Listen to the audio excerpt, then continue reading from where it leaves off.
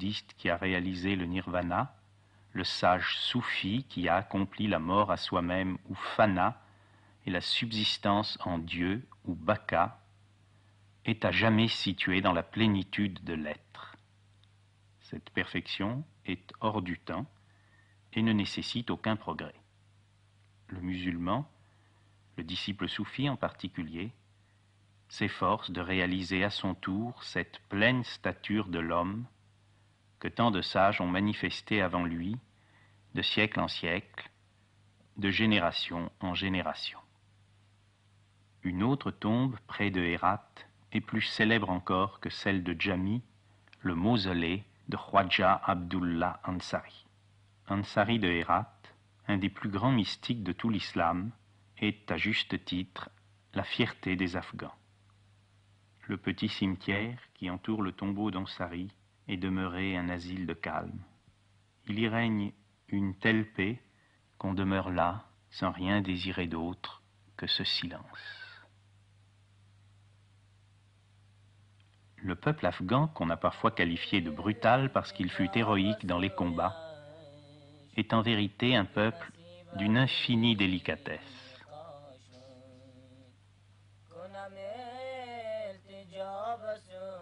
Les Européens ont souvent parlé du fanatisme des musulmans. Les Afghans incarnent parfaitement l'autre visage de l'islam, le visage de bienveillance, de respect, d'amour, de contemplation.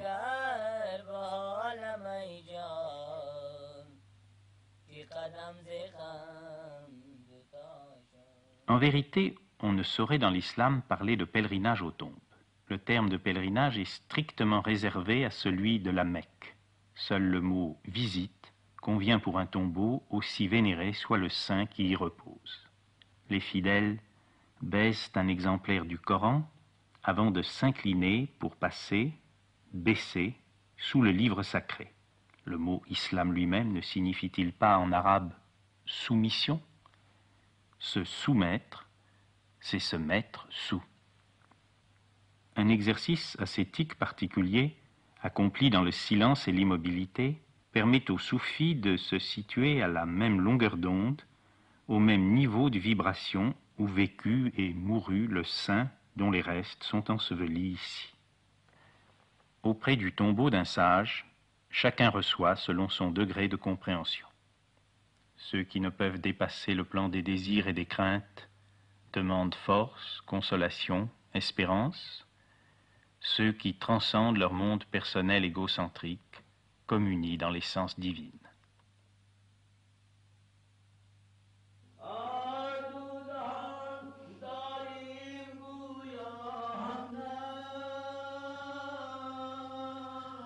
Si certains tombeaux ont une renommée locale ou provinciale, il est à Mazar-i Sharif, dans le nord de l'Afghanistan, un haut lieu dont le rayonnement déborde largement les frontières du pays.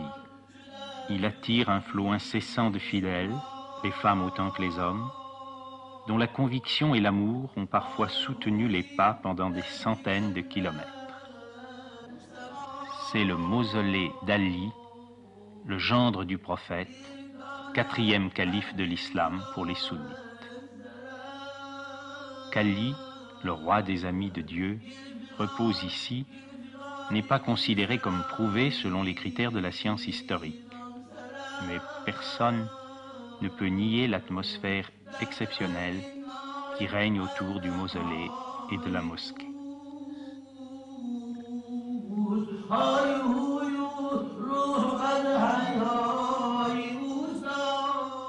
Trop de temples, d'églises, de mosquées même, à la surface de la planète, sont des lieux morts pour la foi, qu'on regarde et photographie comme on visite un musée. Le mausolée d'Ali, à Mazar, est un tombeau, mais ce haut lieu demeure vivant, intensément vivant, témoin aujourd'hui encore de la ferveur des temps anciens.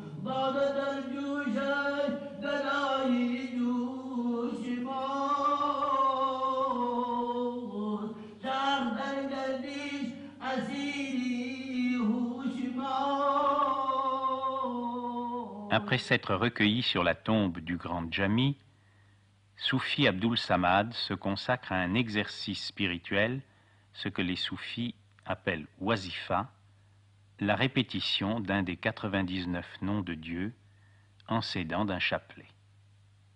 Un maître soufi m'a dit: les différents noms ou attributs de Dieu sont comme autant de médicaments différents pour guérir les différentes maladies de l'âme. Cette technique d'ascèse repose en vérité sur une connaissance psychologique très poussée, celle de ce que les soufis appellent les différents nafs, les divers aspects de la psyché humaine au cours de son évolution.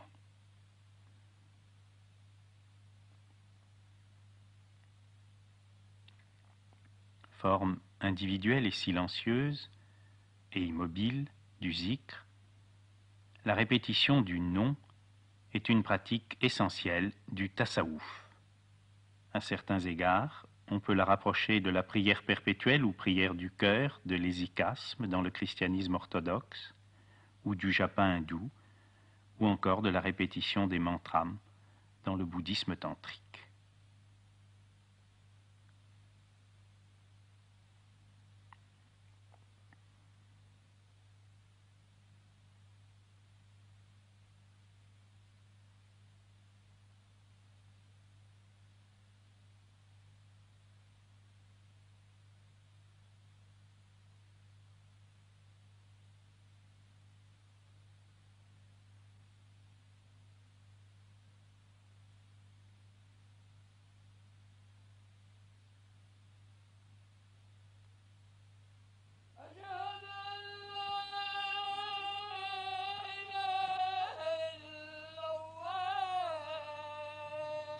Puis, lorsque le soleil vient juste de se coucher, c'est la 4e et avant-dernière prière de la journée. Vous remarquerez que, tourné en direction de la Mecque pour prier, Soufi Abdul Samad s'est placé devant le tombeau de Jami afin de tourner le dos à celui-ci, confirmant par là le refus farouche de toute forme d'idolâtrie, aussi subtile soit-elle, qui fait la force et la grandeur de l'islam. Rien n'est divinisable qu'Allah, tout est relatif, sauf l'absolu. Le soir descend, la nuit tombe sur Hérat. Rentré chez lui, avant de se coucher, Abdul Samad termine sa journée de musulman et de soufi par le 5e et dernier namaz. La ilaha illallah, Mohammed Rasulallah, il n'y a de divin qu'Allah, et Mohammed est le prophète d'Allah. Allahu Akbar, Dieu est grand.